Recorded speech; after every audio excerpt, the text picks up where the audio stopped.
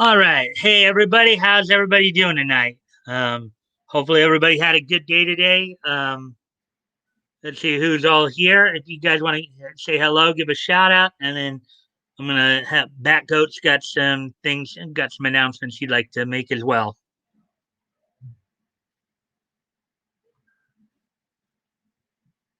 Hey, it looks like Woody's there. Yeah. Hey, hello, Hey, Mike. Hello, Batgoat. Hey, Woody. hey, Woody. Anybody else want to chime in? Toys is cracking his beer, I think. Uh, well, now we just went down from six waiting to four viewers, but still good, though. Good start point. Yeah. So, anyways, like I was telling Mike, I won't be here next week as far as here on YouTube, and I won't be here next Friday because of the boys' wedding. So I may be a little bit on the show here or there next week, but there's a chance maybe not at all. So, but then the following week, then I'll be back. Yeah. So and I'll have you mention it again because it looks like we're like dropping people for some reason. Okay. But just just so we make sure everybody hears it, so that way. So basically, I'll bring it up again at the end of the show. yeah. So and with that, anybody wants to volunteer to fill in for Batgoat next week,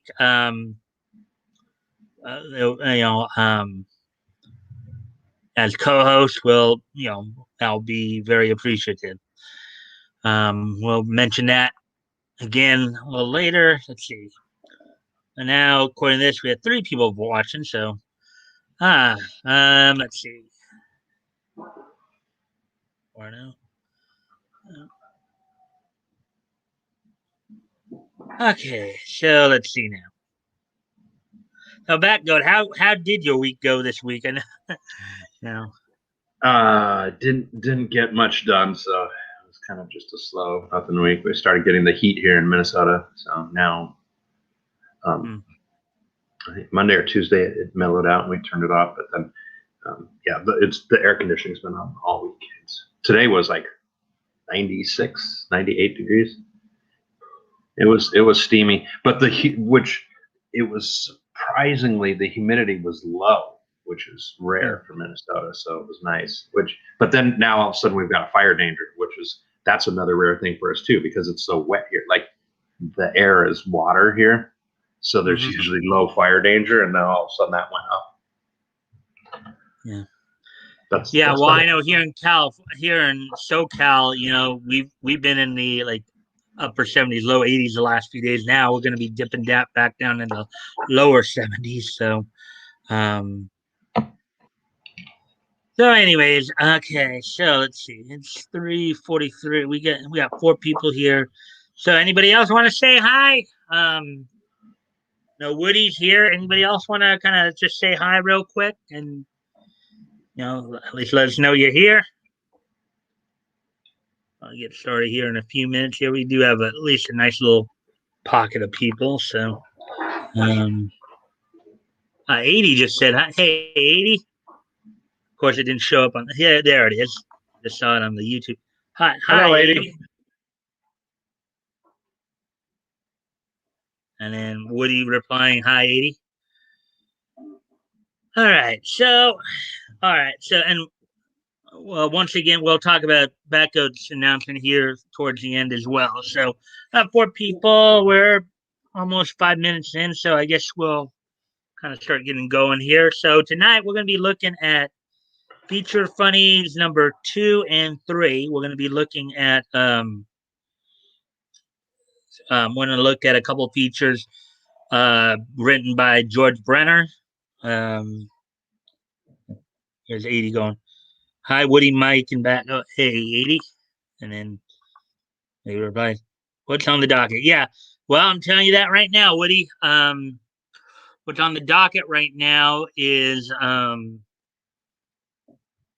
excuse me for just a moment here. I'm going to there now. I know there's a Woody, glare there. So. is that Dee Dee, the kitty on your profile pic now? PFP.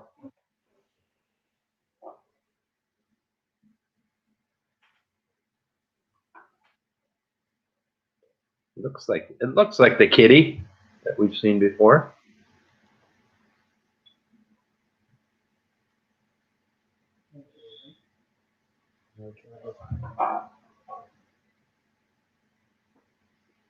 It is Dee Dee. Yeah, she's a cute kitty.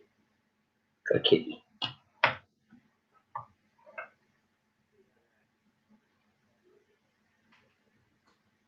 Anyone else getting hit with the high temps? 20 or 80?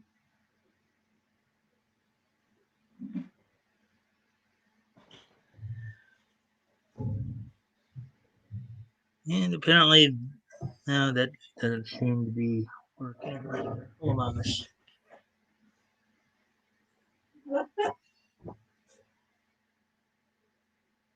Dee Dee is a cute kitty.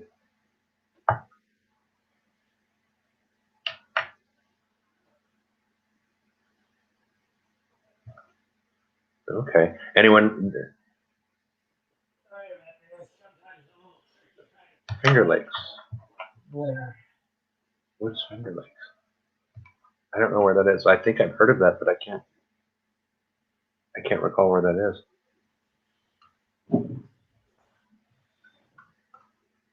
No, right there. Let me try that. Woody, you're down south. I would imagine it might be hot where you are too.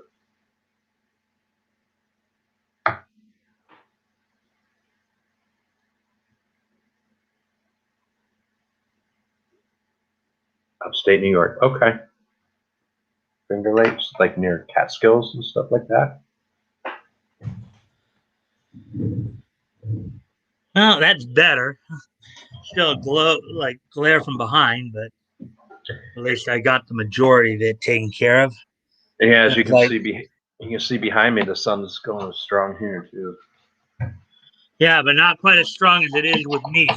Yeah, I see that going through your window Yeah. So anyway, now that we got all that taken care of, let's see. BD's okay. Yeah, you guys talking about? I was asking about the weather where they are. Yeah, pretty much. All right. So anyway, so tonight, as I said, we're going to be looking at the comics that went on sale, Quality Comics, October 1937. We're going to be looking at a couple of stories, The Hawk and The Clock. We're going to probably be doing a little compare, contrast analysis afterwards. Tonight. I'm still going to do the voices and all that, but we'll be reading them more straight through as opposed to doing the running commentary as usual. We'll try a little compare, contrast analysis afterwards.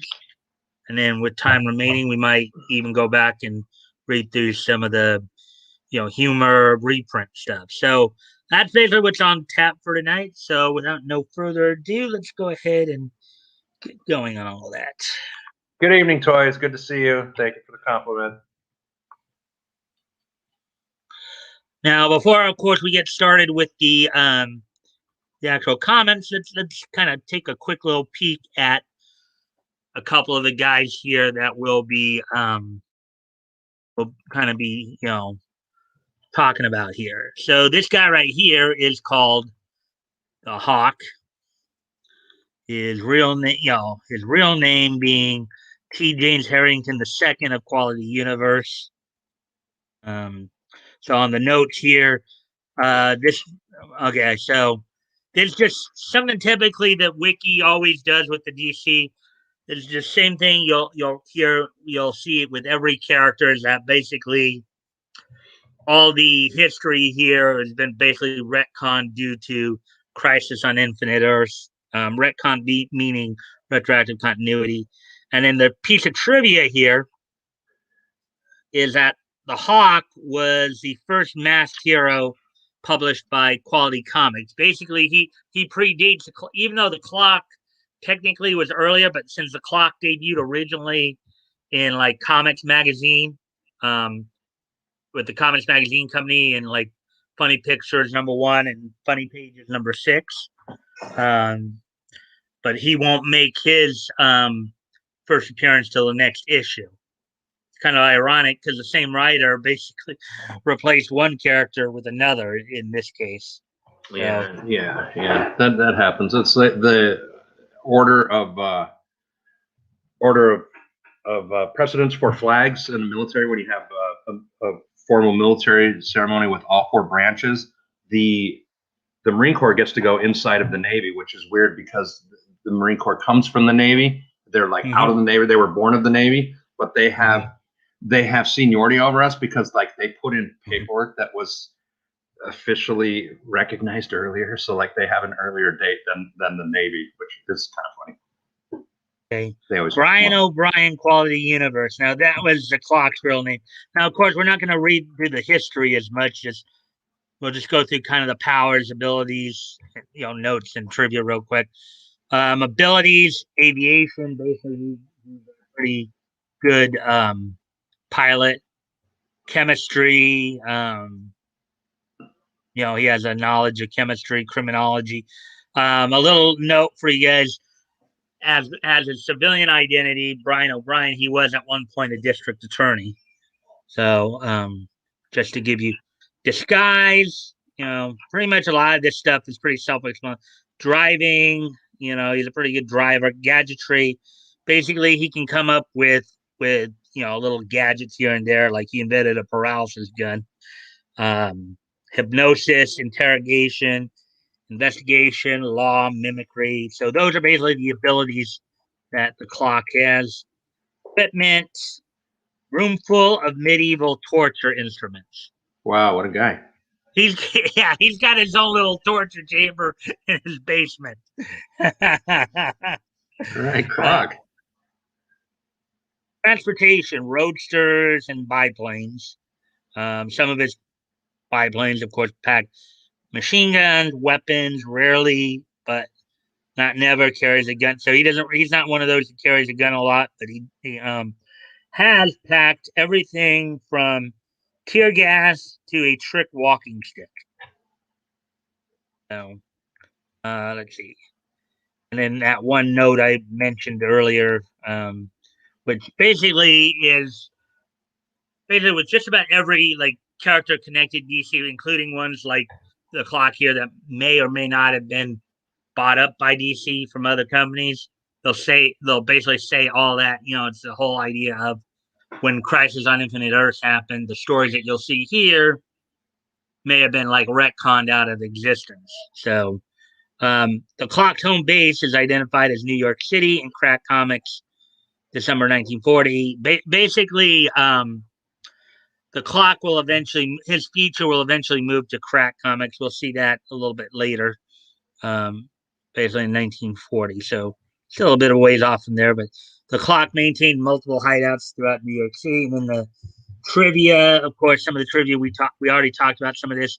Clock's first appearance can be attributed to either Funny Pages #6 or Funny Picture Stories #1, both by basically what would become known as Centaur Comics, originally known as Comics Magazine, same cover date. Quality Comics apparently later purchased the Clock from Centaur Comics, and his first appearance is here in issue #3. Basically, a lot of that stuff I've already talked about. So now that we're through all that, all the introductory stuff there, let's get to the stories themselves. So the first stop is going to be, of course, feature funnies #2. I'm going to look at the Hawk story first. So they get there.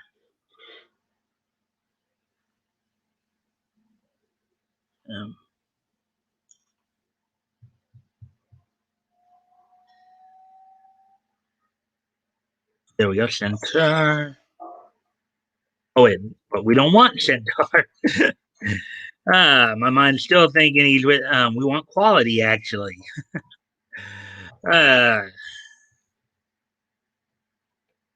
Hey, Woody, you couldn't throw in a TikTok joke? Like going about ticks, that's good, but I was thinking TikTok, like modern day TikTok.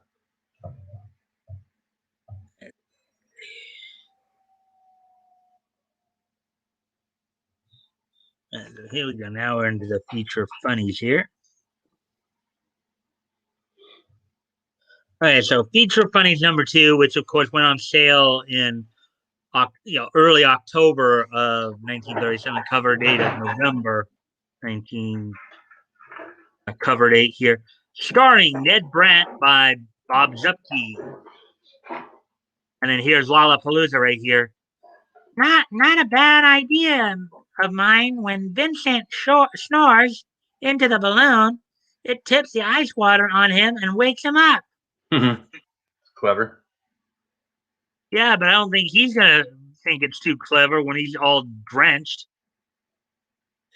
In this issue, Clever on her part. Yeah. In this issue, Joe Palooka, Mickey Finn, the Bungles, Jane Arden, Off the Record, Lollapalooza, Dixie Dugan, Stranger Than Seems, Big Top. So just we'll kind of just blast through until we get to there's your ad page there. Mm-hmm. Still talking. Here's the Jane Arden story.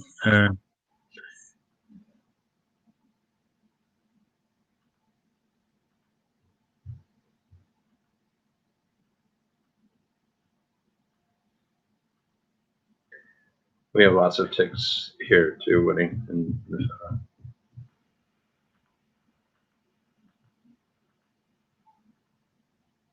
Here we go. Introducing The Hawk by George E. Brenner, creator of The Clock.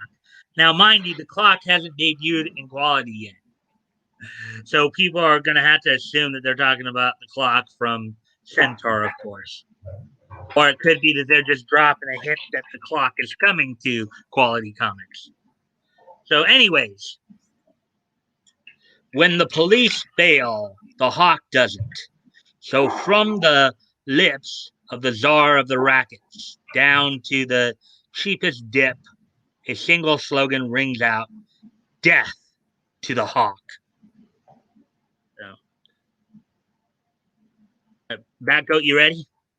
Mm-hmm. Ready with what we were talking about? Yep. All right. T. James Harrington II, former All-American tackle, now known as a Park Avenue playboy, who is throwing to the winds a fortune left by wealthy parents and known only to himself and 2 others as the Hawk. Deputy Inspector Pat Doyle, who vows someday to track down the Hawk, not knowing his victim will be the son of his once lifelong friend, T.J. Harrington Sr. Hey, Dave. Good to see you. Here we go. In the lounge of one of the better Park Avenue clubs, Jimmy, in heaven's name, why don't you do something with something yourself with your time? Something useful with your time. What would your dad say if he could see you wasting his money this way? Get yourself a job, anything, even if you were the Hawk. Ha! Maybe I am, Patty. You don't know who he is. Don't call me Patty. You, the Hawk. Don't make me laugh. That guy at least has courage and the ability to handle himself. Even though I've pledged myself to get him, I admire him. Like you, he has time and money, and some of that time he aids the law. And what do you do with yours? A couple of frames, polo, and you mean chunkers, Patty, not frames.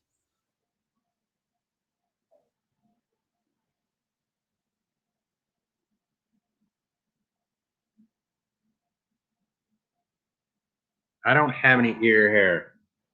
Take that one back, jerk. Bah, bah. I'm through. I'm through. Anyone that tries to reason with you must have a hole in his head. Beg pardon, Inspector Doyle. You're wanted on the telephone. Will you take it in the booth, or shall I connect you here, sir?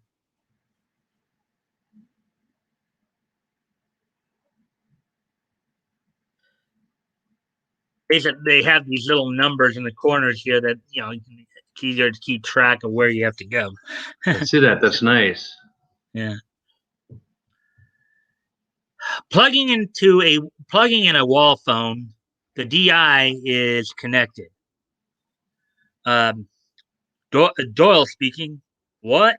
Robbed of 100 grand and beaten, hurt badly. Did he get a description of them? Only one, huh? Yes, yes. I'll shoot right over. What's up, Pat? Old Moore was beaten and robbed of the dough he was to present to the city orphanage tomorrow. Some crook must have read about it.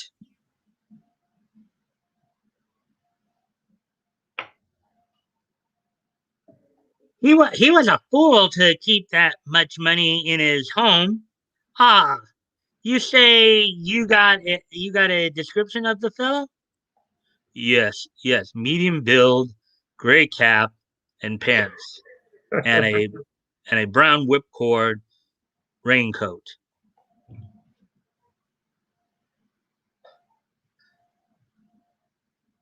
But it hasn't rained all day, and when I came here, it didn't look like it would. Why the raincoat? Um, part of the disguise, you nitwit. Part of the disguise.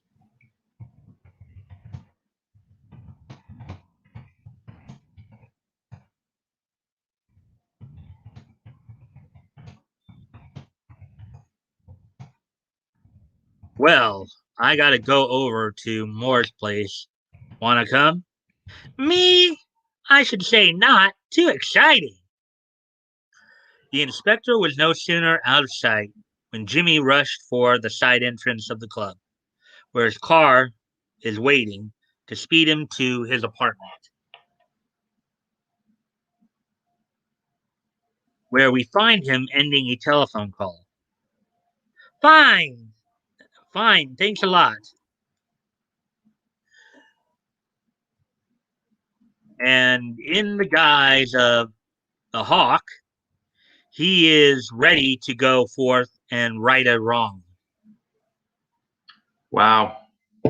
Just a real quick aside. I thought Captain Napkin Face was bad, but he took a Wonder Bread bag and just cut out two jack-o'-lantern triangles for his eyes. That's amazing. Way to go, Hawk. You're beautiful.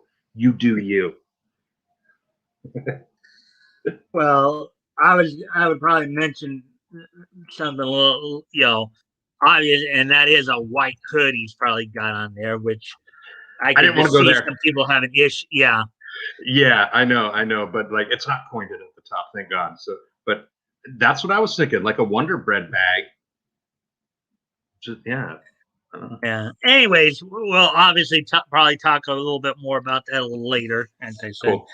Um, Jimmy heads his car in the direction of the airport. I only hope this hunch is right.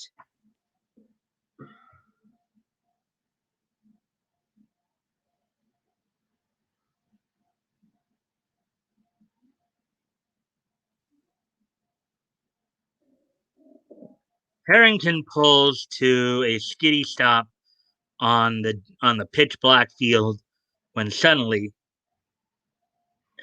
Gad, but it's dark here. All right, wait. Oh, yeah, okay. Gad, but it's dark here. A revolving field light shows up the figure of a running man. Gray trousers, Cap. That's he.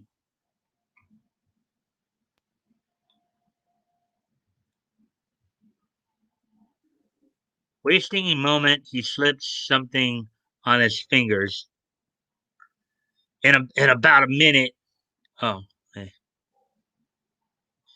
In about a minute, in about 1 minute, you'll be in the grip of the hawk, Mr. Crook. And the hawk is off. Stop or I'll fire. Or throw bread slices at you. Okay. Gaining steadily on the crook, the hawk reverses his gun and lets him have it. Ah, you're it. All right. At least he's got the one-liners cooking. I like him. And he's using the butt end of the gun to knock the guy out as opposed to just shooting. Pretty dope. Yeah, he's not playing. And follows it with a hard left to the jaw. All right. Ugh. Pistol whip. Yep. Pistol whip tag, right, Dave? Yeah. Oh, this is nice how they do the numbering here. Especially when you start seeing this, how they're not like evened out like that. At least now you kind of keeps it in order. That looks good. Yeah. I must keep slipping 3 lefts and still on his feet.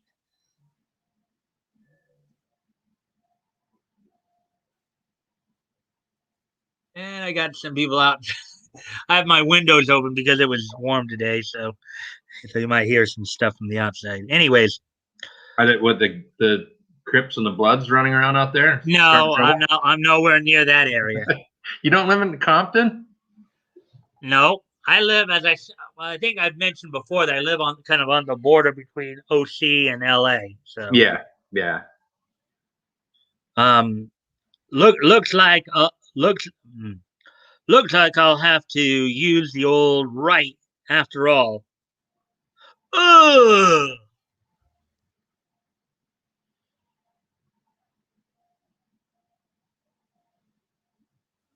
Oh, it must be. Oh, I think my nephew just came home for a moment.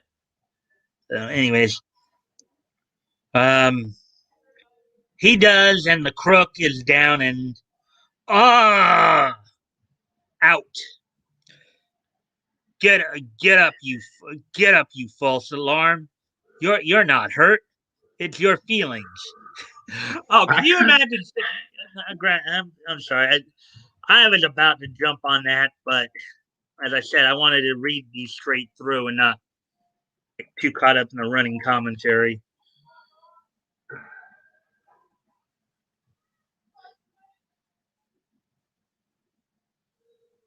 Get up and hand over that money. You the hawk.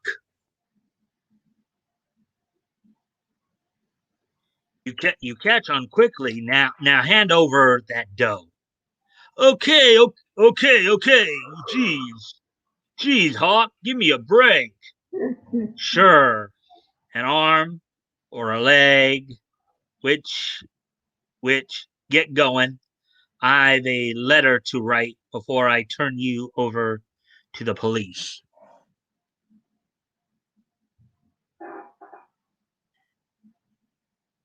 And back in the Hawk's apartment, we meet the only 2 living people that know the Hawk and T. James Harrington is the same person.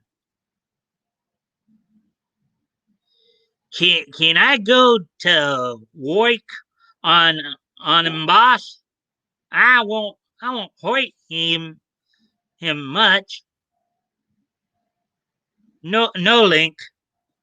Rolo, See that this note is delivered to Deputy Inspector Doyle. Also, see that he is informed as to where he can pick this mug up. This mug. I agree, Dave. And in the note, now it's going to be a little hard because it's in cursive, obviously, but see what I can do. Dear Inspector, surely I didn't run into any of your men where when I went after the crook that robbed Old Moore. But then I guess you don't let on the same don't let on the same anyways. You can tell it's a little hard to read there. Let's see what I can get out of it. You don't let on the same clue I did. When I heard the description of the crook, maybe I got it from a police reporter. Mind you, I said maybe the day was a it was a bit warm and it didn't rain, so I didn't think that even a smart crook would use a heavy coat as part of his disguise. This gave me an idea, so um, I called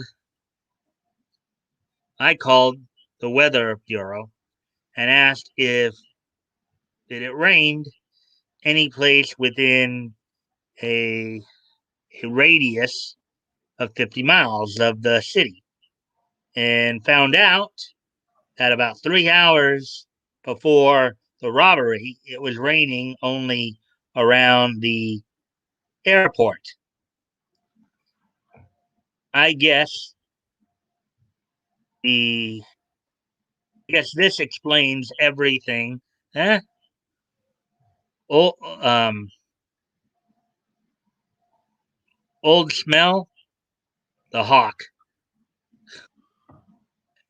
I did the best I could. Don't know if I got all that right, but Yeah. anyways, the following afternoon at the club, imagine the impudence of the hawk. He didn't see any of my men at the airport. Why? I'll. Inspector, please. That drivel bores me. You got the money back too, didn't you? So stop your griping. So there we go. So that's the end of that.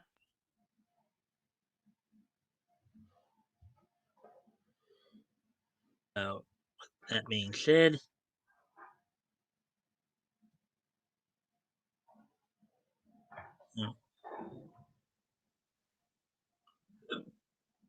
so now on to feature funnies number 3. Let's see how we're doing on time. Well, we're doing decent on time. Hey, it looks like RJ, hello. Hey, Critical. Good to see I had a you. really late start and a really late finish.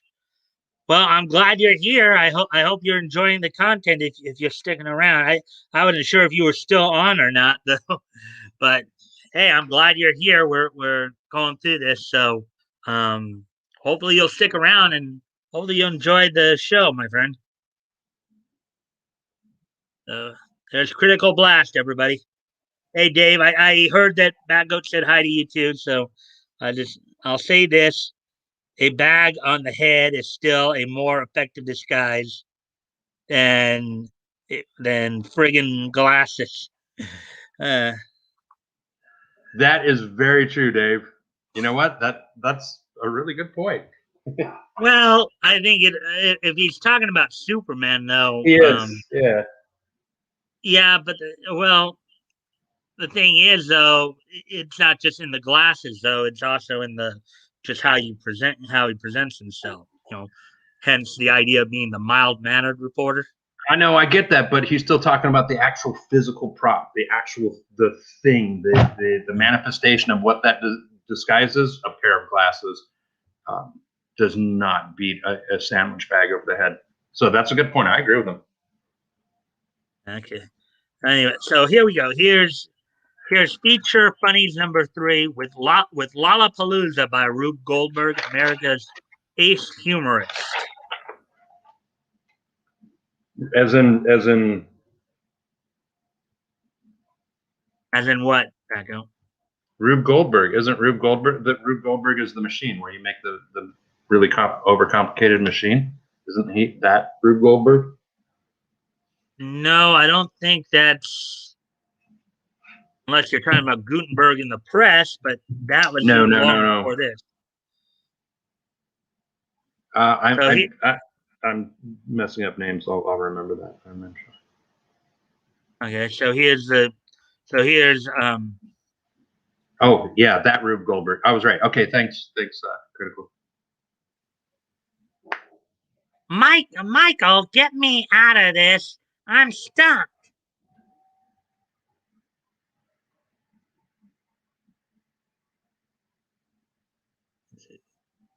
Gee, Uncle Phil, I I thought. Oh, wait, okay. Gee, Uncle Phil, I thought you was a burglar or something. And then aside from Mickey Finn right there, you also have Joe Palooka and Ned Brandt. So there's a cover And there. Critical Oh, go just ahead. brought up something real quick. Just to back up what I was saying, Rube Goldberg is an overly complicated machine performing a simple task, and they have like competitions for that every year. The Critical saying it's like the old Rube Goldberg Oh, machines like were the like the old old, Mousetrap board game. Yeah. yeah. Yeah. So, all right. So, and then, of course, some of the other features in here include, Thank you, Critical. yeah, Jane Arden, Toddy, The Bungles, Off the Record, Modern Planes, Strange as It Seems, Big Top, Star Snapshots, Dixie Dugan, The Clock, Hawks of the Seas. Now, just so you know, that's not the Hawk that we just read. That's a different feature altogether. That's actually a reprint. Hawks of the Sea is an actual reprint of a British comic strip. Believe it or not. Okay. Jim Swift and Slim Tubby. So so there we go. So now let's track down the clock here, and then we will read that story event, and then we'll go from there. Special Christmas offer. As this was, of course, December cover date. Is Joe Palooka still talking? Ned Brandt.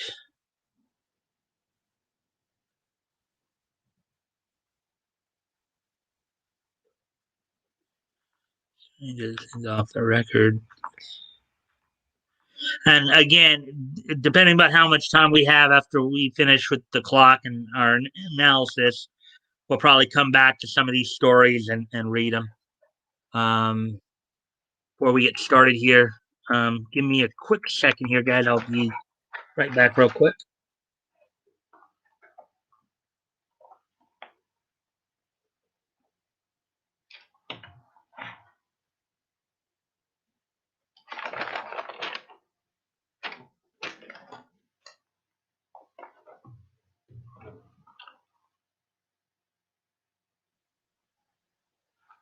All right.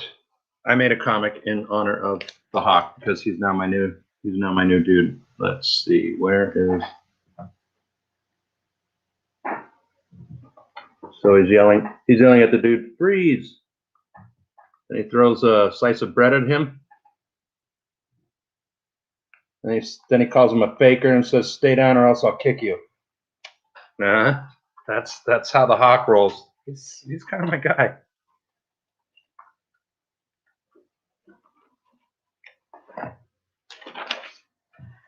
Did you see the comic? Okay.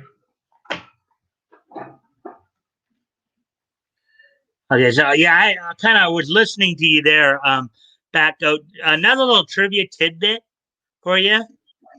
That was the Hawk's only appearance in comics. Really? Yeah, It that was just it. one and done. One and Exactly. done. Exactly. He was a One and bad A. I liked him. I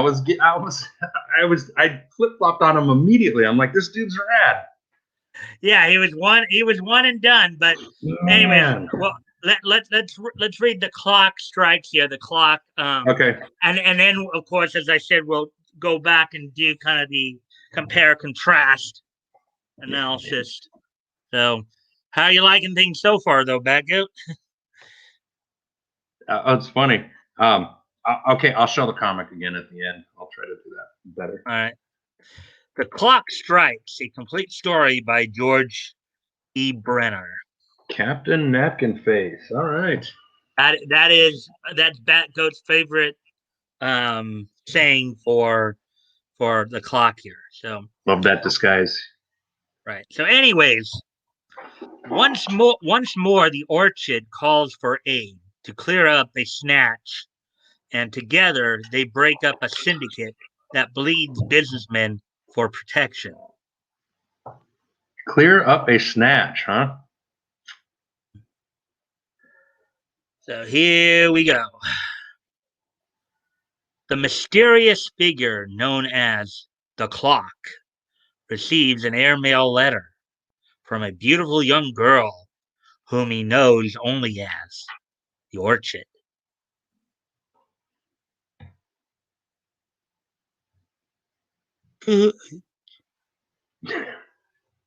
To the clock. Remember the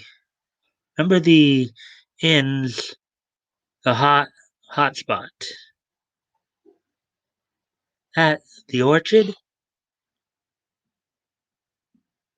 Uh, for our for out for the ordinary signs within a 5-mile radius of the Detroit airport.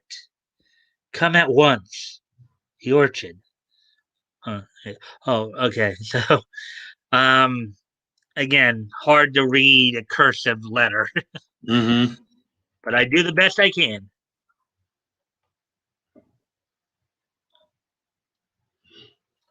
The, the Orchid. And in trouble. I knew that bud would bloom again if I waited long enough. Wasting no time, the clock hops in his plane and points the nose toward Detroit. There's, of course, number 3 right there. I'm guessing the first one here, that's probably number 1 somewhere. I thought it would be, anyways. Number 2, number 3.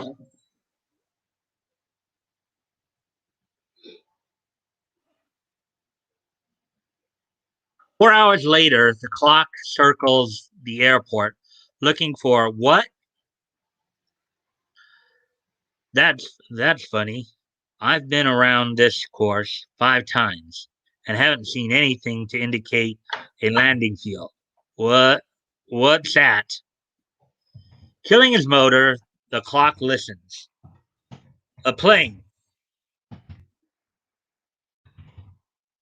And out of the heavens, a plane flies directly at the clock, spraying his craft with leaden death.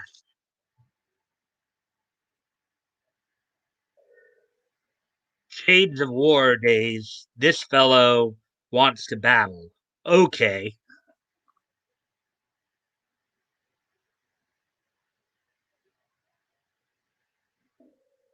Giving her the gun and at the same time turning into a steep bank, the clock comes up behind the enemy. That guy, I'm pretty sure you know. with you being the aviation expert here, you probably know exactly what he's doing right here, right? Dogfighting, trying to Uh, get, trying to get the best position. yeah.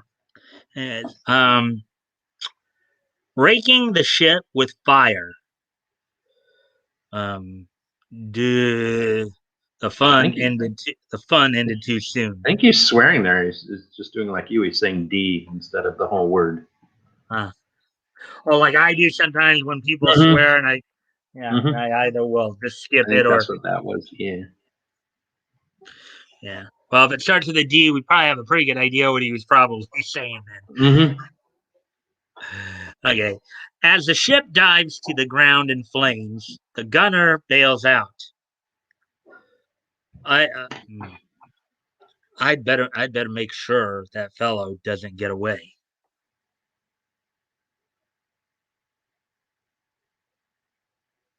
The clock shoots at the dangling killer.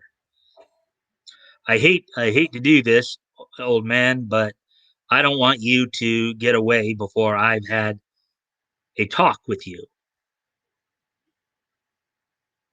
So, so we see over here to the left here, the guy on his parachute now. I guess he's shooting at him with the parachute.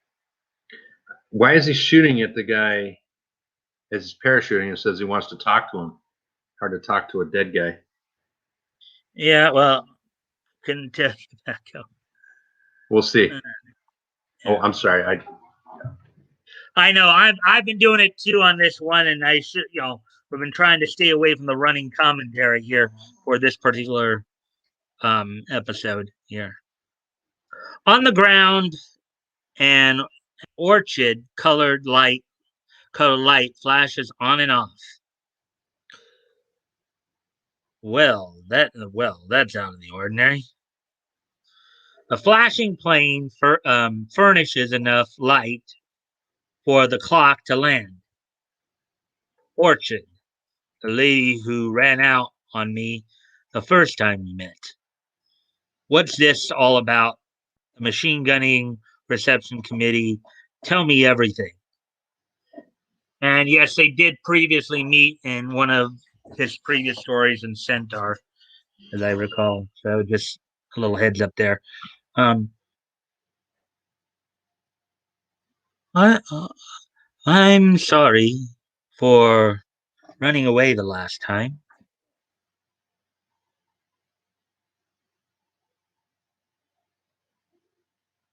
Mr. Glower, a very close friend of father's, refused to pay for protection demanded by these racketeers that have been bleeding the businessmen of this town. The day I arrived in town, he was kidnapped and his wife received a ransom note demanding $50,000. I told her for his sake to follow their demands and I would act as contact woman. As I had a plan that might save Mr. Glower and the money, I wrote you that letter and called Mrs. Glower to tell her I was trying to contact you. That's how I think these crooks were ready for you. They tapped the wires. Okay, let's quiz our friend over there. So, you're not in a talking mood, huh? I've got 10 that says you are, and I don't mean dog. Get up. Okay. Monk the boss got the dough from old lady Glower today. Keep right on talking. He's with him now in a shack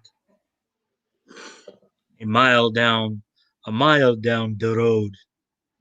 He told us to get you foist. Then you'd doing the old man and scram.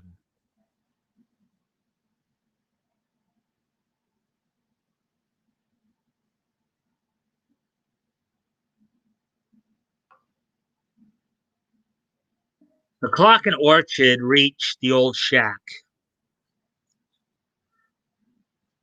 I know, I know you'll be here when I get back this time, because you'll at least want to drive the old boy back if he can be driven.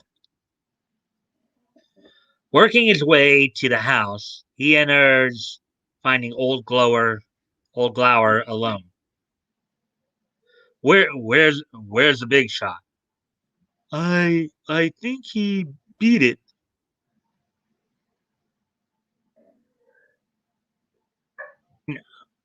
No, he didn't. Wise guys, reach for it. I figured something went wrong when it took them so long to get back. So to be on the safe side, I hid outside in the bushes.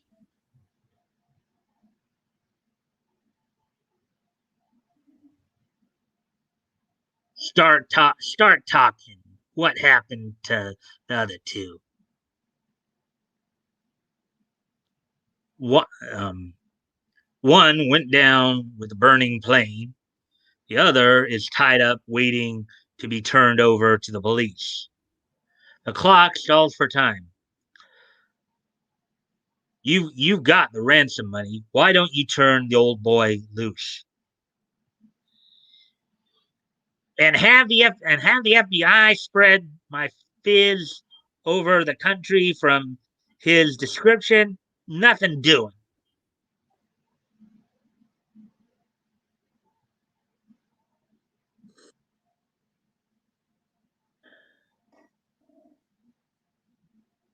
That car and that old windshield. I love it. I'm snuffing yous both out, and me and the swag lambs get over by that old buzzard. Come on, hurry.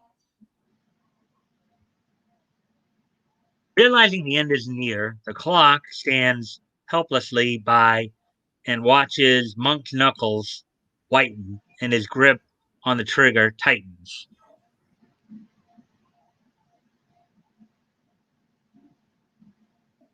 Another shot splits the air a fraction of a second before Monk fires. Ugh! What? What? What the?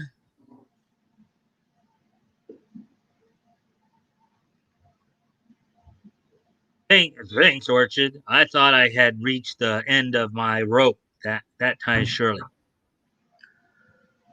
The the tie him up and let's get out of this place.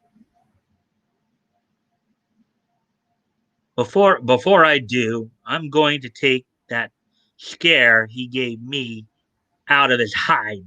Get up.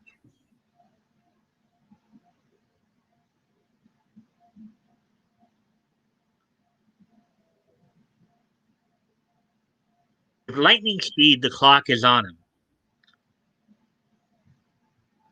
Orchard, untie Glower and wait outside. Aren't you afraid I might run off again? This time you won't. I have the keys to the car. 15 minutes later, it is quieted down in there. I wonder what could be keeping that young blood. I'm I'm worried. Let's go inside and see. He's not here. There's a note and the car keys. Why that? I'll Orchard. My woman. Let's see. Wait. My woman. My women never run out on me twice. You'll find Monk locked in the closet. Have Glower Notify the police. Will I see you soon? The clock. P.S. This ransom money will feed and clothe an awful lot of poor kids. Okay, so we got through the two stories here, the two main stories. But I wanted to do kind of some comparing and contrasting here. Let's see. Anybody have anything interesting to say about what we've been reading here thus far? These comics are hard to read with Ebonic writings.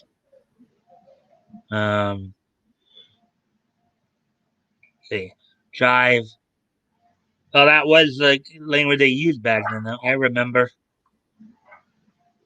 Um, Beating up already shot villains. Yay.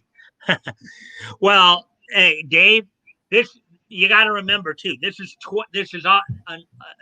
also 20 years before Miranda as well.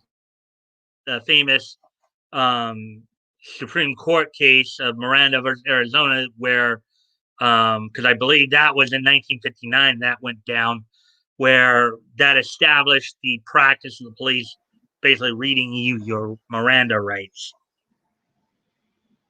Jive talking on an airplane movie. Oh, Batgoat, you wanna? Yeah, just adding to that comment from the movie Airplane when the old lady stood up, she said, "Excuse me, stewardess, I speak jive." So she translated for the two brothers on the airplane. Okay, reading and listening are different to me. Kick them when they're down, laugh out loud. The clock ain't no cop anyway. True. Well, but he used to, but I can tell you this just from what I know. He before he became the clock, he was actually a district attorney. So, keep that in mind. But okay, so as I said, one of the things I wanted to do here after reading these two stories is I wanted to do a little comparing, contrasting. Well, I know Batgoat. Obviously, you probably have some things to say in particular about the mask. But and I'll let you go ahead and talk about the mask a bit. But also, aside from the mask, what do you notice anything similar between the two characters in terms of their approaches and how they kind of interact? Sure. I get what you're saying. First, I want to tack on to what Dave said that the clock ain't no cop. Neither one of them, the Hawk nor the clock, are cops. So they're just regular dudes going out, and they can beat the stuffing out of anyone they want to. They're taking them down and going to bring them into the cops, right? So, um, as far as that, they're both kind of tough guys. Dave, I agree. That's funny. It's the bag versus the napkin. If we're talking about their disguises, we've got Captain Napkin Face, and what I wrote down, I'm calling him the Amazing Sandwich Bag, which because he's so cool, I say that lovingly because he's kind of rad. But yeah, like I was saying, they're both tough guys, and I noticed that they both like putting a beat down on the bad guys. Mm-hmm. They both take pleasure in putting a dude down. Yeah, I mean that was a very and it's very interesting too because you know and again just to give you a little heads up we'll be seeing quite a bit of this kind of behavior in a number of quality stories where it does at times seem like the Constitution gets thrown out the window a little bit. Yeah. In terms of the Fourth Amendment. Sure. So hey, Leto just got here. Yeah, let's get caught up on some of these. That was Barbara Billingsley Beaver Cleaver's mother, according to Woody Mule. I don't even know. That is true. It's Barbara Billingsley. June Cleaver, who spoke drive. Who spoke jive? Okay. So, let's see what else is being said here. The mighty Morning, Wonder Woody. Bread. Well, if you're giving out I guess Dave would get a point for that, right? That goat, if you're still giving out the trophy, Lowell's trophy. Everyone knows sunglasses are the real disguise. We got a lot of you. Hey, Mike, Batgoat, Woody, Toys, typical. Dave, how goes it? Also, happy Friday. Hey, man. Hopefully you'll go back and listen to the stories that we just read. Hey, at Leto Enchanted. Let's see, Woody. Happy Friday, capital LETO. Hey, Toys, did you win the trophy again? Laugh out loud. Happy Friday, Leto. Let's see, from Dave Mark. Morning, Woody. Let's see. Hey, Leto. Happy Friday. To you also, just waiting for the weekend. Wasn't there one man several weeks ago who had strapped on a pair of ladies' dainties over his face? I don't remember that. Yeah, I don't. Did Actually, someone we might have read something like that. I think I can't remember who that was, but that might have been put on a pair of women's bloomers over his head and something? or maybe it's what we thought they looked like. Right on typical. Let's see. Thank Frigga, it's Friday. Yeah, Dave's killing it tonight. Oh yeah, today's Friday.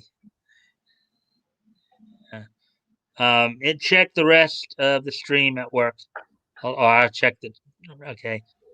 Hentai came in. Okay. To each their own, whatever makes one happy. And 9 likes, almost double digit. Yeah. Yeah, I saw that right on. That's very cool. And I think we've had as high as 6 people viewing too. So that's a good sign too. And I kind of hope critical. I kind of hope RJ's still in here because I would have loved to see him. So we talked a little. Obviously we talked about the mask stuff because I know you were big on the mask on both of them. I like making fun of it, but here's the thing: did you probably went over this before, but I don't remember the clock. What his background?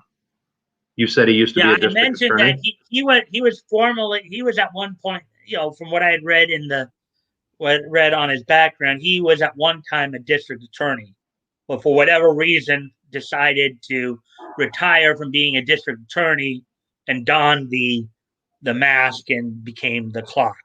Mm-hmm. And so, and of and course, same thing with the Hawk. Now is you read well, his the Hawk is a little bit different. And that he wasn't actually in any form of law enforcement. He was like an advocate. No. I wrote that down. He was a football player. He's got family money, and then he just turns around. He just turns out to be like a playboy, a man about town. But he's got the secret identity, and he goes out and kicks butt on bad guys. They didn't say why.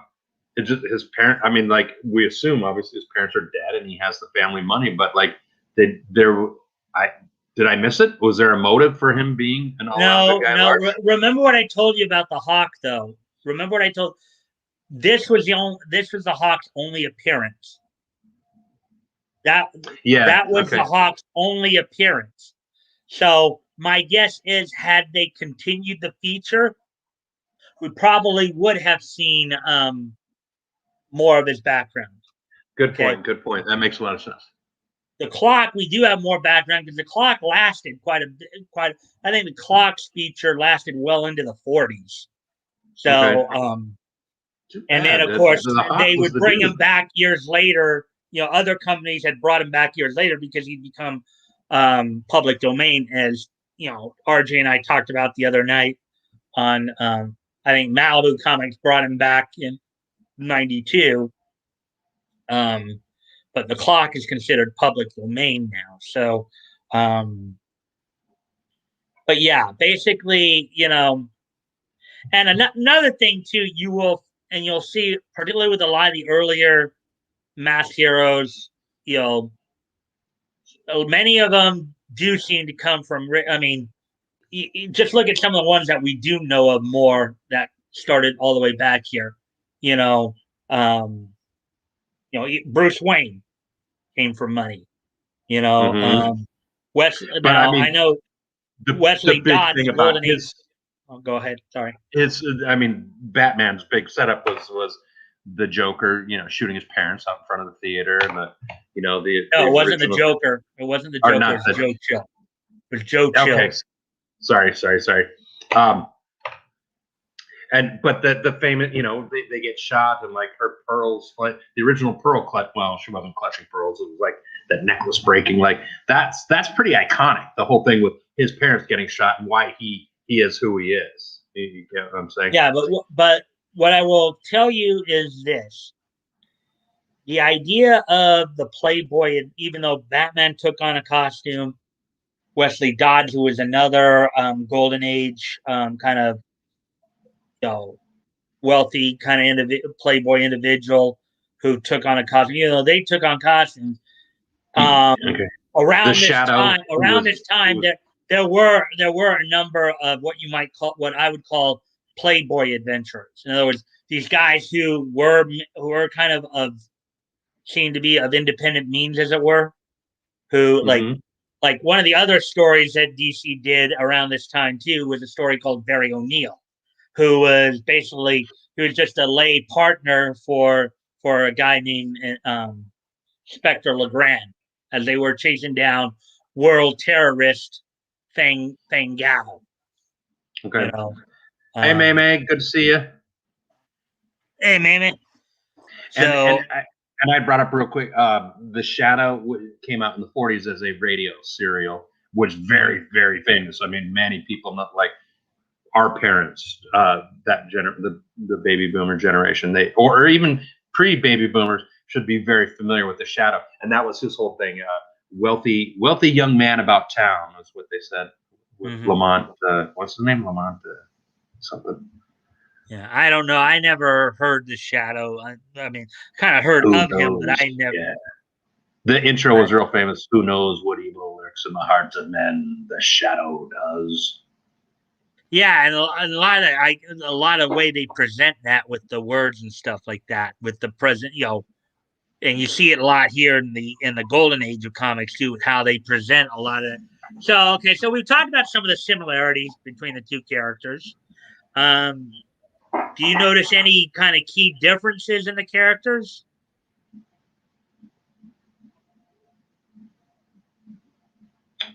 Obviously, we've talked about a couple of them, like backgrounds a little bit. Well, as far as their actions and the way they talk, no, I found them pretty similar.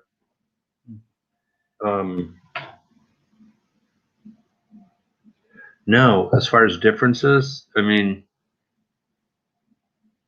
but you could definitely tell then, because we noted a lot of the similarities. You could definitely tell though that both characters came from the same writer. I mean, it's pretty yes, definite. the Right? style. Yes, you're right. And then when he was talking, whenever he beat up the bad guy, it kind of always sounded the same too. Yeah. Thank you, Woody. Yes, Lamont Cranston. Thank you. Huck almost sounds spoiled. That's a good point, Dave. Yeah. Well, I mean, there were a number of Playboy type adventures though around this time, around the late 30s, early 40s. What? Toys decided that Toys is in the hunt right now. Dave was killing it. Now all of a sudden, Toys has just turned on the comedy machine gun, and he's cracking me up. Oh my word. That's really really funny. Okay, so anyways, let's see. We're at hour and 10 now. So, and I think both those were pretty good stories, and I think we had a pretty good time of analyzing them a little bit right now. Wouldn't you say, Batgoat? Right. So we still got a little bit of time here. So why don't I'm going to go ahead and I'm going to go through some of like the humor stories, some of the reprint stories there, and we'll look through those, and we can probably do those. We can do a little more. Are you okay with that, Batgoat, or was something up? I'm just reacting to toys. I almost have to just stop looking. All right. I'm listening to you, though. Go ahead. All right. So we'll go ahead here and we will we'll look at some of the other stories in feature funnies number 3 here. Some of the more some of the humor stories and all that. Okay. So here's 500 novelettes, gadgets, but you know, imagine it for a kid here looking at some of these ads and stuff and looking at all this great stuff that you'd probably get just by let's see, special Christmas offer. We hope you like feature funnies. Every day brings us many letters from boys and girls telling us what a dandy magazine it is and asking us to make it possible for them to get it each month by mail. To meet this demand, we are making a special Christmas subscription offer whereby we mail feature funnies to you each and every month for a year for only $1. Show feature funnies to dad or mother and ask them to make you a Christmas present of a year subscription using the coupon on the inside back cover for their convenience. For their convenience. You kind of have to wonder, though, if the parent, once the parents kind of took a look at the magazine, what they were thinking, if they took a look at the, comic magazine, however you want to call it, you have to kind of wonder what they were thinking when they probably looked through it at times, because I'm sure there are probably some things that they probably were thinking, yeah, do I really want my little boy or girl reading that? It's true. Now, granted, again, the clock was probably one of the few original pieces of content in the book. Most of these were already, in the Sunday funnies. So um, remember that the January issue of Feature Funnies goes on sale December 1st. Remember what I told you about the idea of how in the first 5 months there, you know, books went on sale in 3 of those months because 2 of those months they actually published 2 books in 1 month. That right there is the reason why, because one did it on the first and trying to keep it 4 weeks apart. Of course, the other went on sale the 29th, basically. Hey, 80 just brought up a good thing. She said, "Does anyone remember BMG getting so many music albums in mail for pennies?" Do you remember those things back in the 90s where it was Yeah, BMG and Columbia House or something like that? There was two. Time Life was another I one. think it was Columbia. I just remember Columbia and BMG specifically they'd send you this catalog. Everyone did it. I did it. My ex-wife and our friends did it. You would order all these CDs for like 6 for a penny, and then you'd pay full price for the other one, which would always be like $28.99, and then shipping and stuff like that. They always got you. It was a stupid thing. Yeah. So okay. So I'm gonna follow Joe Palooka, Mickey Finn, Ned Brandt, Jane Arden, the Bungle Family, Dixie Dugan, Lollapalooza, Big Top, Jim Swift, The Clock Strikes, Hawks of the Sea, Toddy, Flossie, Slim and Tubby, Strange as It Seems, Off the Record, and all of the special features in this issue. Oh, there we go. So we got through that ad of it. So here's Joe Palooka. Toys just did a great dad joke. Like the guy goes to the doctor and says, "Doctor, you got to help me. I don't know what I am. I'm a wigwam." I screwed it up. Never mind. But I did the year 2/10, like instead of a wigwam, a teepee or something like that. So Toys just did one. I'd never heard that one before, Toys. If you made that up, that's good. All right, so here we go. We'll read this first panel of Joe Palooka here. It sure is different than it used to be. We got $65 to see us through for a week. I don't need nothing. I'm going over to see Ann. What you doing? I made a quiet date with a unsophisticated little cookie from Ashley, Alabama. It'll probably cost me $1 for a movie, any and hamburgers or hamburgs. Them them girls them girls ain't expensive. You see, or being wise, you's being are being wise.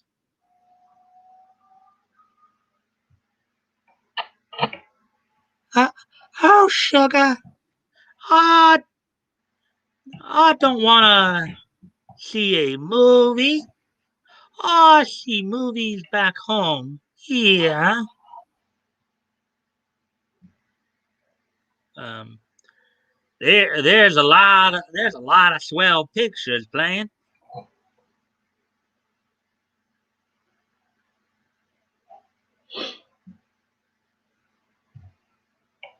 I thought you had dinner. Come on, I'll show you the automat. Oh, oh, Lambie pie. I like this place. Take a look at that. She does. She. Navi there is thinking that she was going to be an inexpensive date, but Mm. but what do you think of what's going on here? I don't know. You've been paying attention, or Yeah, she just took him into a fine restaurant there. That's not where he wanted to go. yeah. Would you like some iced tea with your meal? Snookums. I never even tasted champagne. You all ain't going to make little me miss trying a bottle just once. What do you think, Baggo? You think this girl may be trying to take him for a ride? I think so. He thought one thing and he's getting the other. Turning out to be the exact opposite of probably what he thought. Yeah. She's a floozy. What you all boopsy? What y'all doing, boopsy?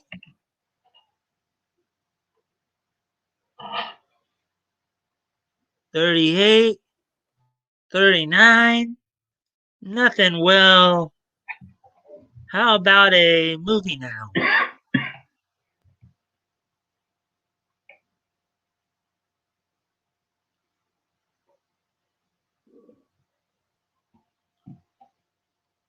Ten, uh, $10 a piece. You special, you speculators ought to you speculators ought to be arrested. Oh, oh, oh, I see. Okay, $10 a piece. You speculators ought to be arrested. Oh, honey, I just so anxious to see Ray Bolger. I like him like crazy. You're sweet to do this.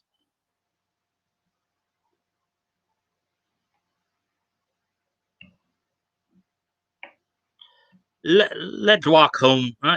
Oh, look at the little old open carriage. Let's ride through Central Park.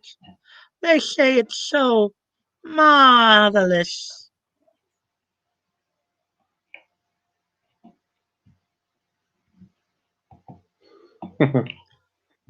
$8, sir.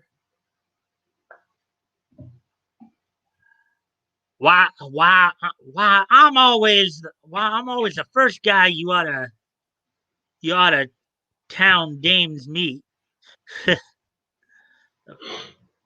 Why am I always the first guy you out of town dames meet? Oh, I'll give you a little kiss if you take me to the stork club just to look in. Oh, this girl's taking him for a ride. She is. Oh, he's regretting this. I'm pretty sure of it. He's dropping a ton of coin on her little For that floozy. time period, and considering this is the latter end of the Depression too. Yeah, let me.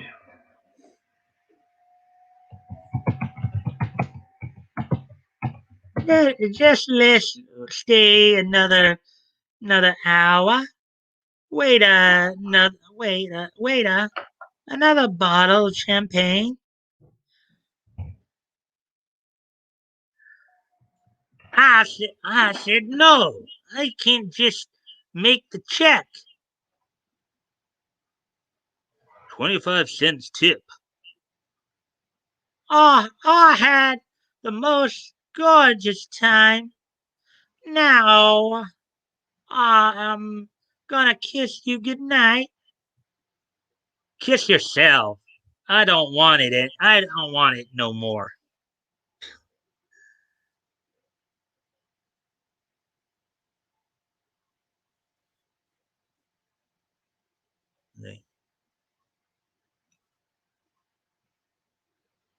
I'm getting up for breakfast. You must have had a grand evening with the little country girl. From now on, I'll take one. What's been placed. What's been places we're broke. So he thought she's a little country bumpkin girl, and like he was going to get off with just some easy date, and she wanted to see all these fun city things, and so it ended up backfiring on him. How much now? How much did he spend? That was $8 on the. Did it say how much he spent in the restaurant? No, it did, well, it didn't. I didn't necessarily say, but In the beginning, his buddy said they got $65 to get him through the week. So he spent $8 on the movie theater, or I remember him saying $8 on the tickets. $10 on the movie, $8 for the champagne. I think Okay, $18 right there. and then I mean the food itself has got to be what?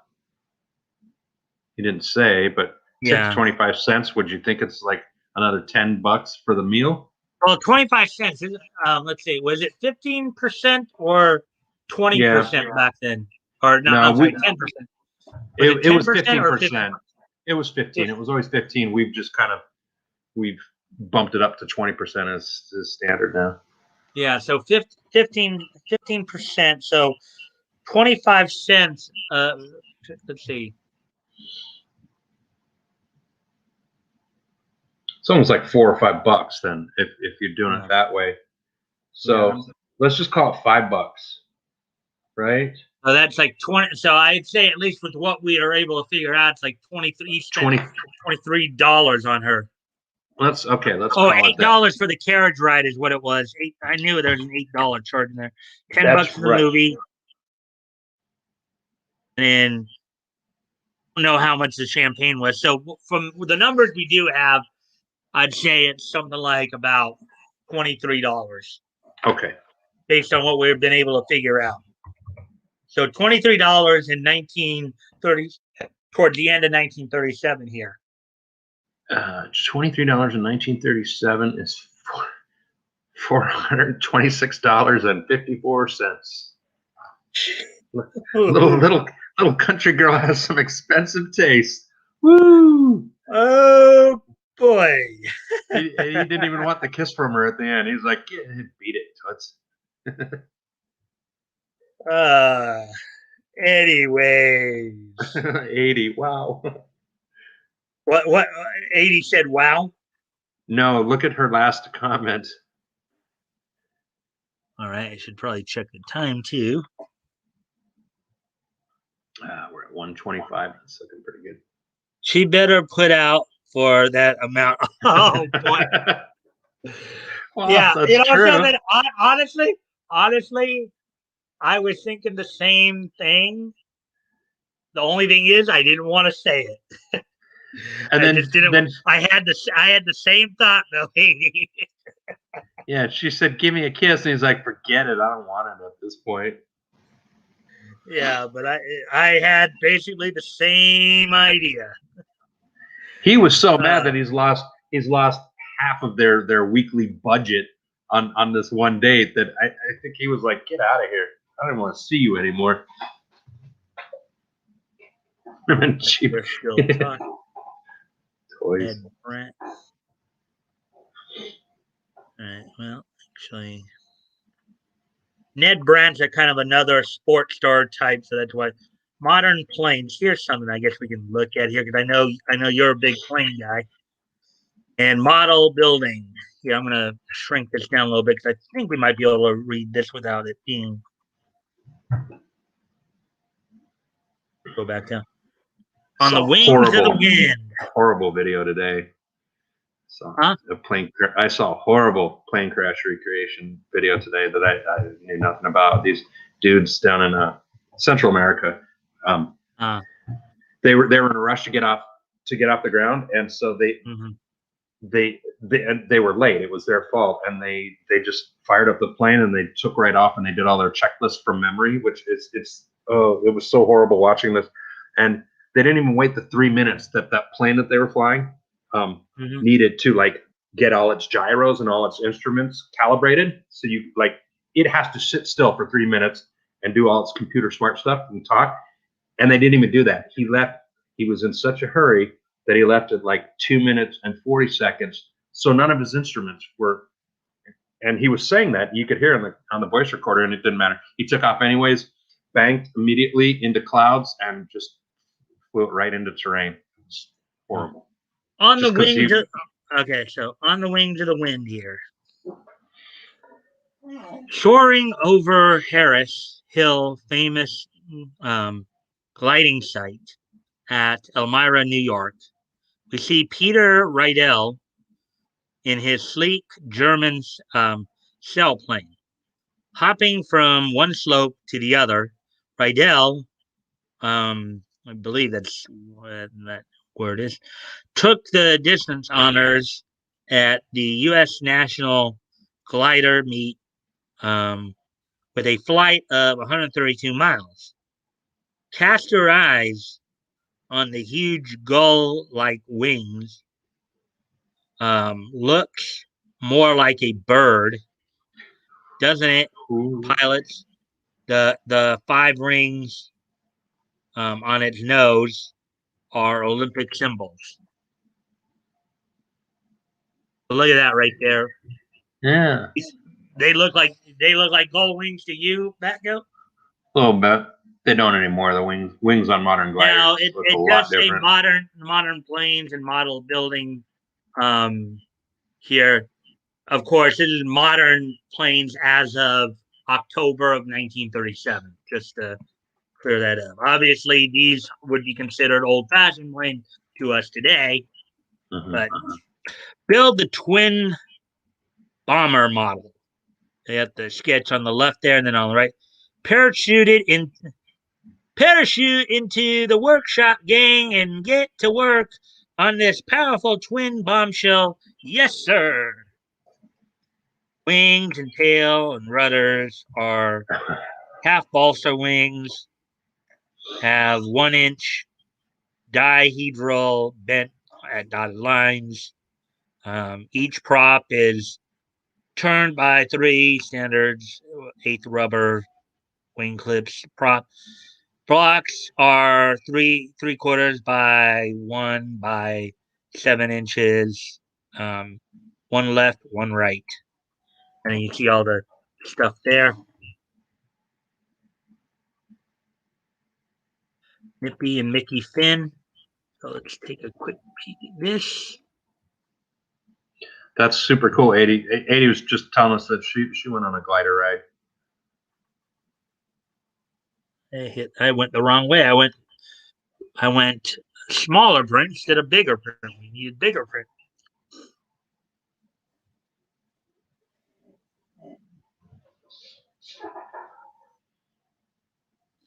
Somebody just chuckle in the background there, Batgoat, where you were?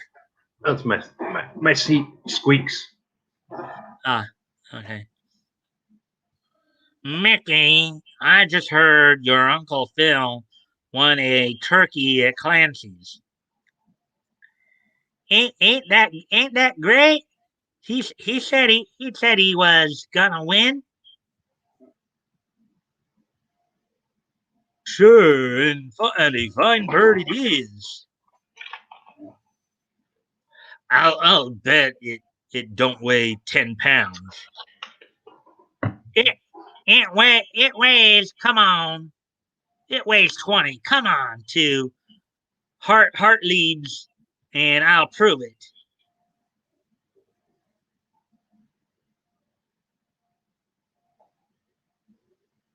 Watch him, Phil. He's got a bad look in his eye. Hold him tight. Don't worry. He's practically in the oven now. He's messing around with a live turkey. Let's see that. You got a ways to go before he's in the oven there, pal. Phil, look out! Whack! Ow! Grab him, somebody! Quick! He's going out the door. Of course he is, because he's not going to let you put him in an oven. Ha ha! Ho ho! Come back here, you Google-eyed son of an ostrich.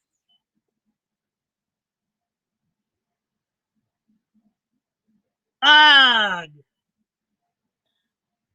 Flabbity gibbets!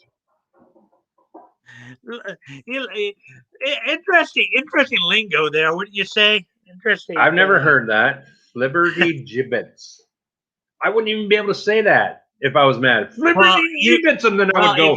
If you remember, there's an actual comic book character with a similar sounding name, Squibbly Gibbet. Oh yeah, Scribbly. That's right.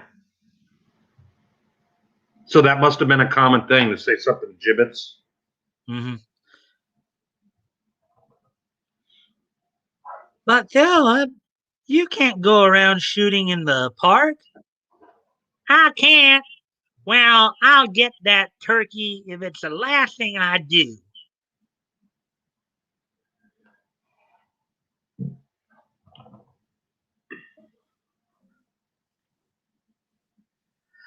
I caught it by the leg, and and maybe it belongs with the rest of your animals. No, Mickey.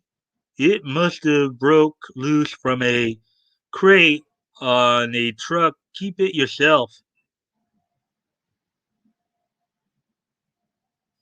We've got a goofy guy downstairs that claims he's your uncle. He was pinched for hunting turkeys in the park. Gosh, I I wonder if Gee, Uncle Phil, I heard you won one, so I gave it to a poor family on my beat. Ah! That's good. Oh boy, you win something and then you lose it like that, and then it just goes all to pot. Oh, Was that called Mickey Finn? yeah, Mickey Finn was the name of the feature there. We've talked about this before. Mickey Finn is a slang word for like a pill to knock someone out. Yeah. Well, yeah, we've talked. Slip me a Mickey. A lot. If you think about it, a lot of these features are puns, right? Joe Palooka, Mickey Finn, you know, the Bungle family, Lollapalooza. Alley Oop. Alley Oop from Dell Comics, yeah. A lot of those old newspaper strips were like filled with. Yeah, very cool. Off the record. Here's a Dixie Dugan one for the girls, seeing what the girls did in the papers, in the strips, as it were. They didn't strip, of course. But they were in the newspaper strips. Now let's take. 'Twas the night before Christmas, and all through the house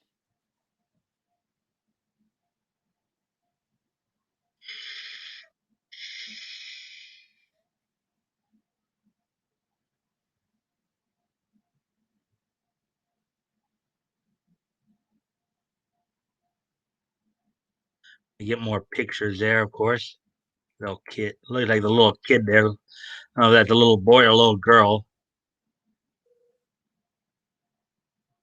There, there. Now let's get back to bed. All right. Look.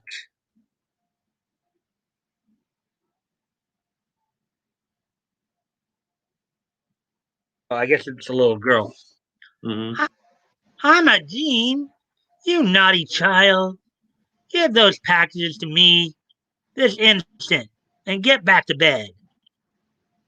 The idea, sneaking in and taking presents like that. I'm ashamed of you. Bah!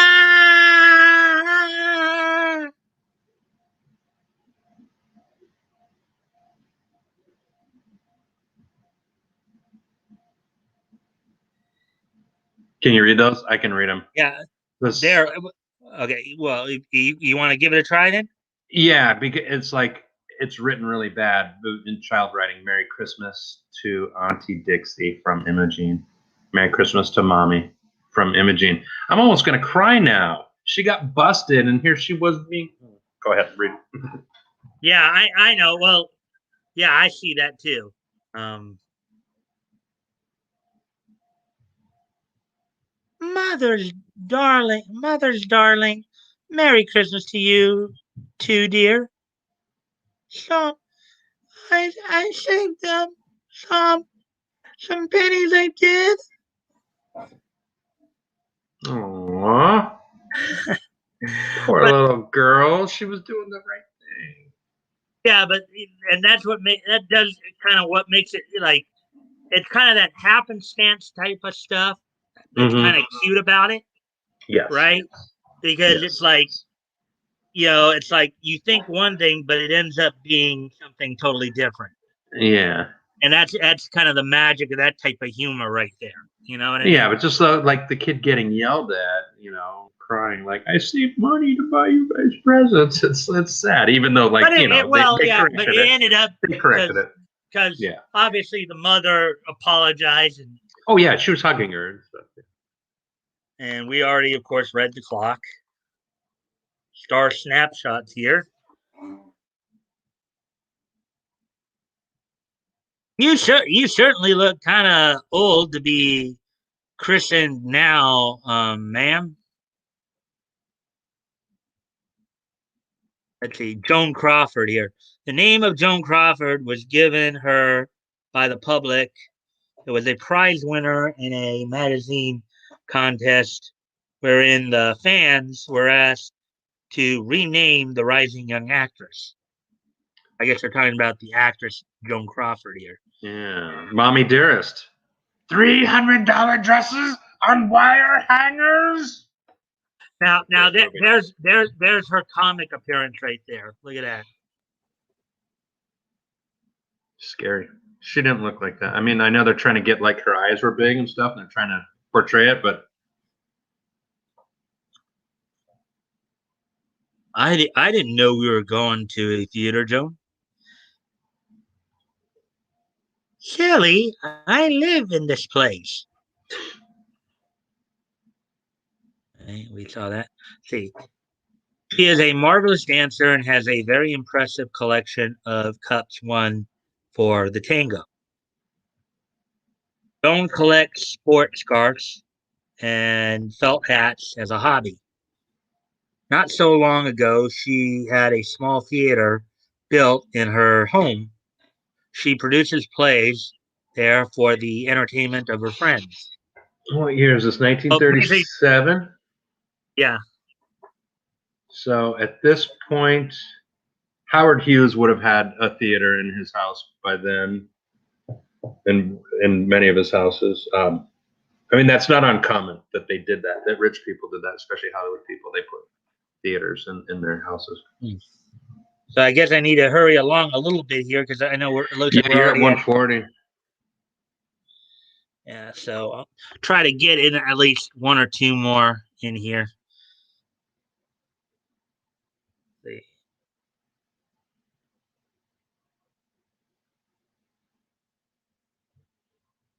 There's Lena Pry, of course. Pirates of Hoya, Tech Story, Strange, James, Flossie,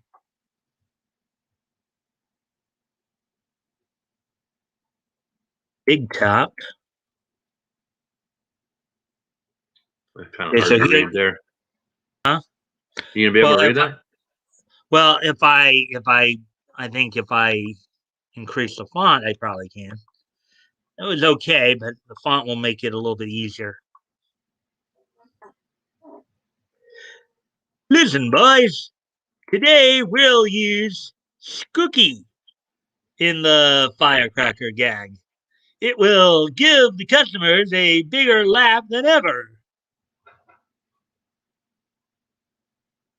That's an idea, Flip. Why didn't we think of it before? Skook. Squawk. That will be a wow. He'll hand you a little one, eh? Boy, that ought to make the gag twice as funny.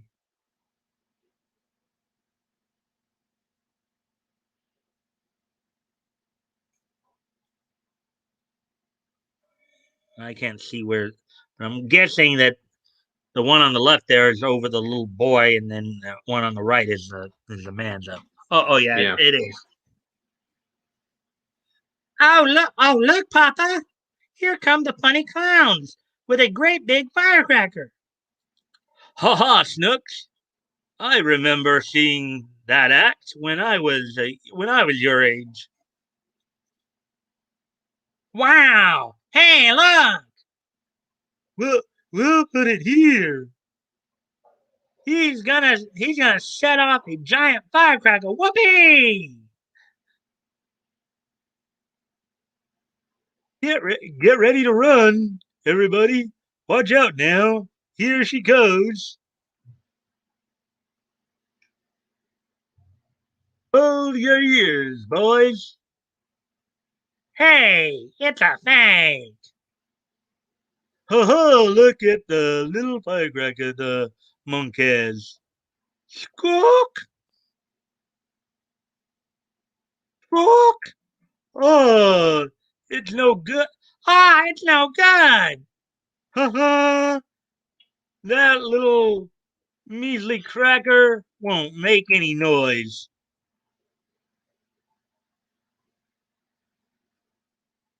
Well, we gotta set off something today, so. Bam! Bam! Boom. But Papa, don't you think they will punish the poor monkey for doing that? No, no, Snooks. I'm sure they'll excuse him today.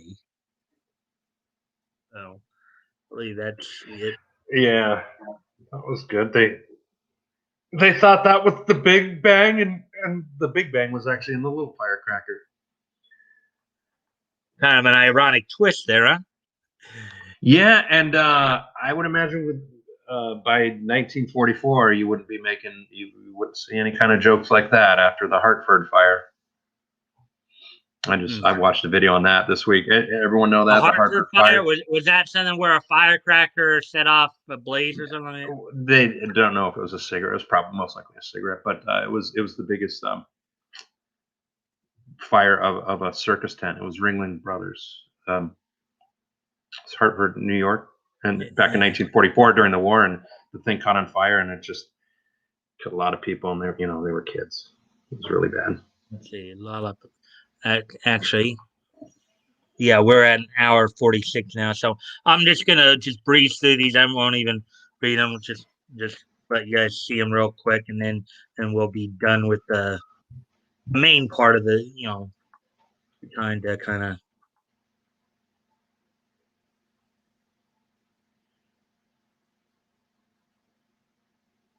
Here's Hawk. Now, as I told you with this one, this is not, of course, to be confused with the Hawk story we read earlier. This is actually from the research I did. This is actually a reprint from a British paper, actually, British comic strip. Puzzle fun. Jim Swift, another.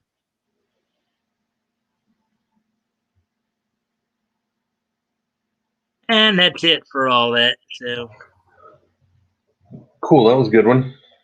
yeah. And as I said, I think we did a pretty good job on the analysis earlier too, in terms of, doing the. Let's see how people were responding to some of this.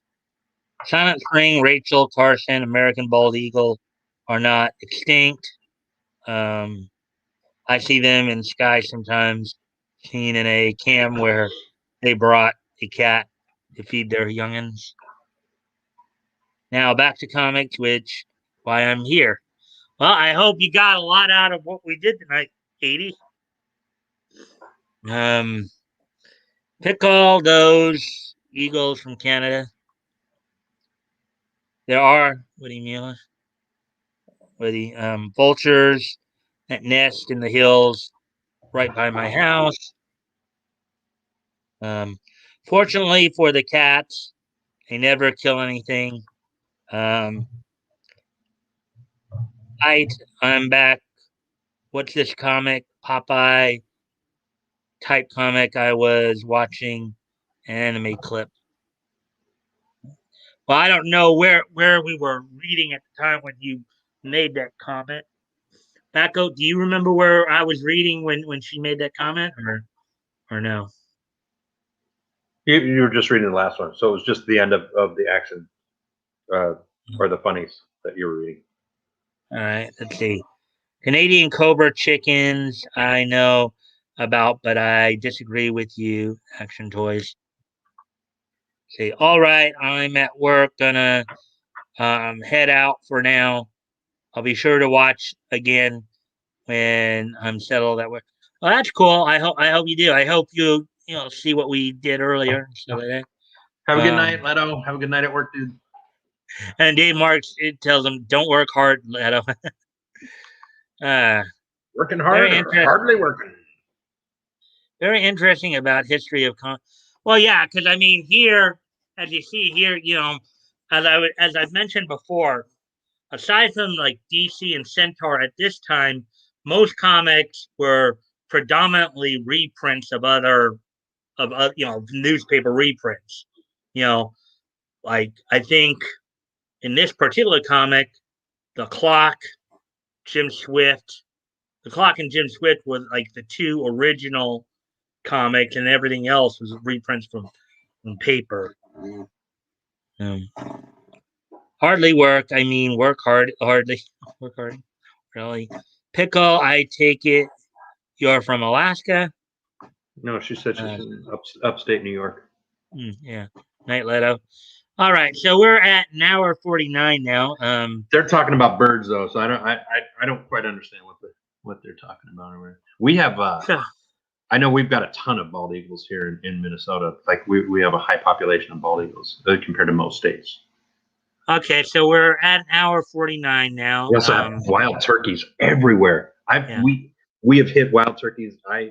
I never did, but I know many crews that did hit turkeys with their ambulances because they're just everywhere here, the big wild ones, and they do a lot of damage to a vehicle. They're big.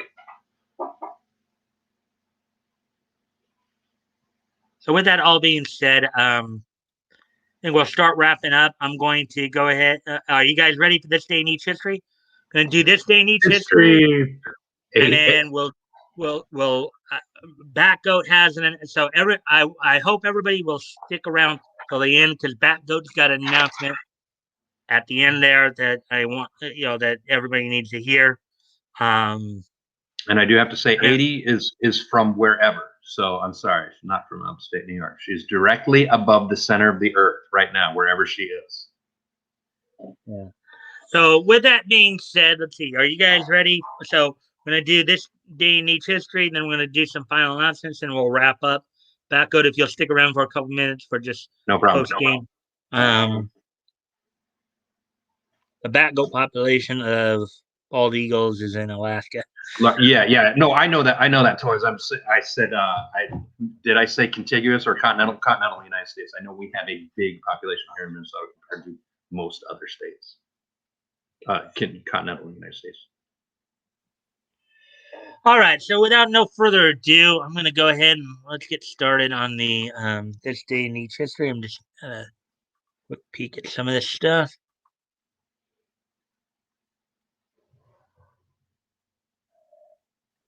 All righty. So without any further ado, let's get started. So today being Friday, June the 4th, 2021, we're going to take a look back at this day in each history. And the first stop we're going to make here is we're going to go back 40 years ago today, as we've been doing a lot of sadder stuff lately, as it were, as we've been covering a lot of, people passing away. Well, here's another one. So 40 years ago today, on this date in 1981, American animator and director Ray Abrams passed away at the age of 75. Of course, he worked for such cartoon studios as MGM, Walter Lantz Production, and Hanna-Barbera. He was known for directing some of Walter Lantz productions, mainly Woody Woodpecker and Chilly Willy. So on this date in 1981, American animator and director Ray Abrams passed away at the age of 75. So there we go with that one. Moving on to the next piece of niche history.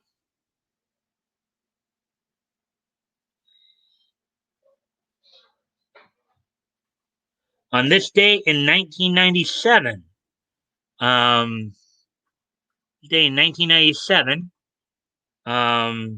which happened to be 24 years ago today, the first issue of Flintstones and the Jetsons went on sale from DC Comics. Now I believe there have been a few other comics, like there are some earlier comics by Dell where they did and Charlton where they did like some of the Hanna-Barbera cartoons. This one was of course based on it when it was running on Cartoon Network, as you can see from the. So on this date, 24 years ago today, the first issue of Flintstones and the Jetsons went on sale on this date for $1.75. It was 32 pages. It ran for 21 issues, as I was looking at it earlier. And did they do a crossover movie, Flintstones and the Jetsons, yes, from the 90s? Yes. Well, Cartoon it wasn't Network quite. I think it was 1990, I believe. Okay. The Jetsons meet the Flintstones. I know it's sometime late 80s, early 90s. They're still talking about birds. They are. And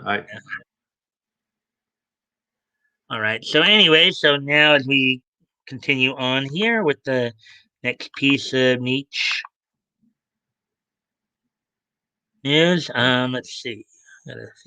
Okay, so on this date in 2001, from the Target Center in Minneapolis, Minnesota, the WWF held its Monday Night Raw event. In the main event of that show, saw Steve Austin defeat Chris Jericho in a WWF Championship match to retain the WWF title. You also saw a pair of 2001 King of the Ring qualifying matches in which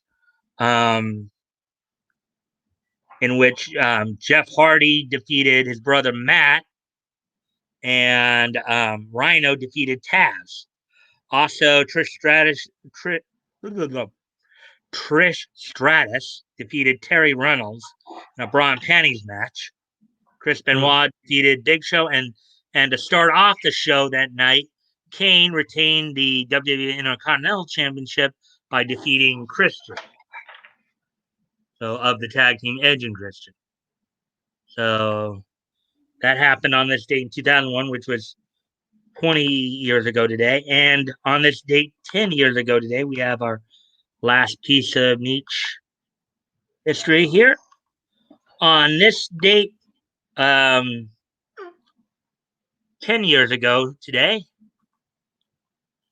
Production IG's Sengoku Basara, The Last Party, the anime film Sengoku Basara, The Last Party, produced by Production IG, was released on this date 10 years ago today. So 10 years ago today, the anime film Sengoku Basara, The Last Party, was released on this date in 2011. The plot saw Japan is once again in turmoil as a subordinate of Toyotomi Hideyoshi Ishida Mitsunari cuts a wrath, a flurry, a fury across the land while other warlords rally for an era of peace. Date Masamune and Sanada Yukimura must fight Mitsunari in order to bring the country to peace. So that happened 10 years ago today in 2011 on this date. And there we go. So that's it for tonight, guys. I thank everybody for being here. I hope you all enjoyed the content tonight. And I do appreciate any and all likes and shares. Before we close it out, Batgoat's got some things he's got to announce. Just real quick, I told Mike and I'd mentioned at the beginning of the show that I won't be here next week. I won't. Probably will be in here limited Monday through Thursday, and I won't be here on Friday for sure because of my son's wedding next week. So, and then, well, before you do this trophy, let me say this. So, if you guys want, if anybody wants to volunteer to co-host with me next week, for next week for the historic comics review, just let me know. You can message me. I know like a couple of you know me on Facebook, or you can message me, I guess, to my channel, or just let me know sometime during the week. Other than that, I'll let Batgoat finish off with the trophy stuff. if Dave, you're still here, Dave, you did amazing. 8.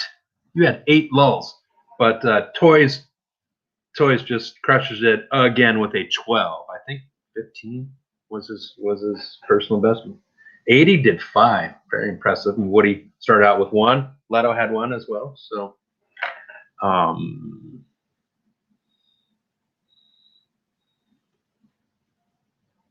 ahead, Batgoat. I'm just scanning through these real quick. Oh, Dave. Do you want to go ahead? You want to share that photo real quick? Huh? This one? Yeah. Poor kid getting married, huh? Can you share my? Do you see my photo to share? Oh, yeah. Okay. That's for you, Toys. You have won the trophy again. You are at 7. So I owe you that championship swatch. I almost went to the craft store this week, but I didn't. I will get on it. Well, in a couple weeks when I come back, I'll be back goatier than ever once I'm done with this wedding stuff. So. Yeah. So, yeah, I'll probably maybe I'll reach out to one of you guys to see if you want to co-host, or if anybody wants to like co-host next week for the comics retrospect. Just let me know. I sit here, find it. Whoa. Woo! All right. So anything else there, Batgoat? You want to see the comic again? The hawk is yelling, freeze! And the bad guy says, so long! He runs away. He's getting a slice of bread thrown at him. Mm-hmm. Then the bad guy is on the ground. I can't see. Bad guy's on the ground there. And he says, "You faker, don't move or I'll kick you." That's how the Hawk rolls. So that's my impromptu comic I made. So now there's been actually two, since this was live streamed and everything, and I just made this comic up. There's now been 2 Hawk comics because this was on YouTube, so it's official. I'm kidding. All right. Well, everybody, and I'll probably be talking to you guys more throughout the week. For next Friday. And I thank everybody for being here, and I will see all of you back on Monday. See you 2 weeks. Bye.